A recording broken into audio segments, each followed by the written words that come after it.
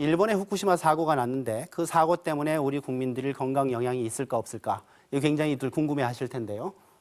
영향이 있습니다. 보십시오. 우리 국민 피폭 경로해서 제가 이렇게 적었는데요. 맨 처음 드릴 말씀이 이겁니다. 2006년도 우크라이나 정부, 우크라이나가 어디입니까? 체르노빌 사고 난 나라죠. 체르노빌 사고 난 지 20년 만에 우크라이나 정부가 이렇게 발표를 했습니다. 음식을 통한 피폭이 대부분이다. 이렇게 발표했어요. 90%다. 예, 이건 제가 좀 설명을 좀 드려야 될 것 같습니다. 방사능 물질이 여기 있습니다. 그러면 이 방사능 물질에 피폭되는 경로는 크게 세 가지로 나눌 수 있어요. 방사능 물질에 여기서 얘가 이렇게 쪼이고 있어요. 그러면 이건 외부 피폭입니다. 이 방사능 물질이 제 몸 안에 들어오는 게 아니죠. 그러니까 외부 피폭이에요. 그러니까 쪼이는 동안만 피폭이 되는 겁니다. 내가 이 방 바깥에 나가고 딴 데 가버리면 피폭 안 되는 겁니다. 두 번째로는 방사능 물질이 공기 중에 많이 있어요. 근데 숨을 쉬어요. 그럼 폐를 통해서 이 방사능 물질이 들어와 버리겠죠, 몸으로. 그거를 내부 피폭이라고 합니다.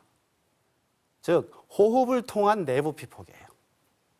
그리고 세 번째는 방사능 물질이 여기 있어요. 근데 이걸 먹어버려요, 제가. 그러면 어떻습니까? 이 방사능 물질이 몸에 들어와 버리죠? 그리고 흡수가 돼 버리죠? 우리 세포 안에 들어와 버립니다. 이건 내부 피폭이에요. 음식을 통한 내부 피폭. 내부 피폭이 되면 방사능 물질이 몸 안에 있기 때문에 24시간 쪼이는 겁니다. 피폭이. 외부 피폭은 쪼이는 동안만 쪼이죠. 그러나 내부 피폭은 24시간. 이 방사능 물질이 밖에 나갈 때까지. 방사능 물질에 따라서 우리 몸에 머무는 시간이 좀 다른데 어떤 거는 뭐 몇 년씩 가고 어떤 거는 뭐 며칠 만에 나가기도 하고 그러는데 어쨌거나 방사능 물질이 24시간 우리 몸에게 피폭을 시키는 겁니다. 그래서 내부 피폭이 중요한데 우크라이나 정부의 발표를 보면 음식을 통한 피폭이 대부분이다. 그러니까 우크라이나 정부에서 발표한 그 자료를 보면요. 방사능 오염이 아주 많이 돼 있는 지역들이 있어요. 그런 지역은 음식보다도 외부 피폭이 더 중요합니다. 왜냐하면 내가 살고 있는 집, 그 동네 전체가 방사능이라서 가만히 있기만 해도 피폭이 되는 거죠. 그런 지역은 많지가 않아요. 우크라이나 땅이 넓기 때문에 대부분의 국민은 이 경로를 통해서 피폭이 됐다. 이렇게 설명을 하는 겁니다. 그래서 사실은 이 얘기는 무슨 얘기냐면 일본이 오염이 됐어요. 일본의 농산물의 70%가 오염이 됐어요. 그리고 수산물도 오염이 됐어요.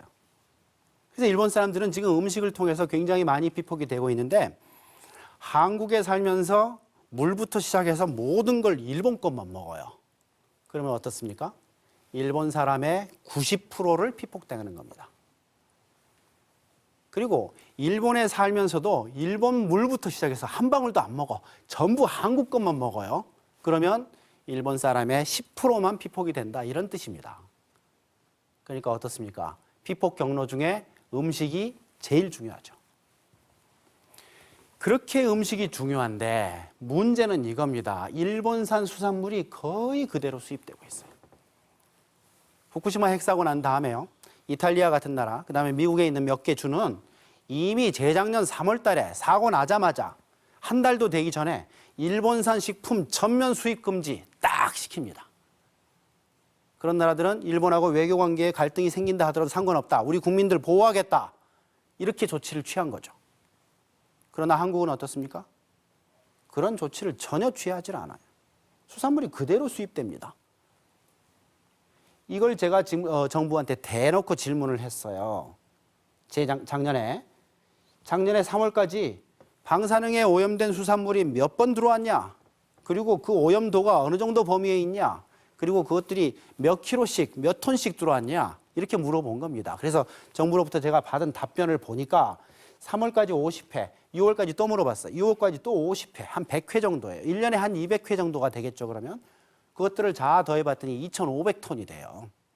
굉장히 많은 방사능에 오염된 수산물이 우리나라에 수입이 됐고 그것들이 모두 예외 없이 한 번도 빠꾸된 적 없이 모두 유통됐어요.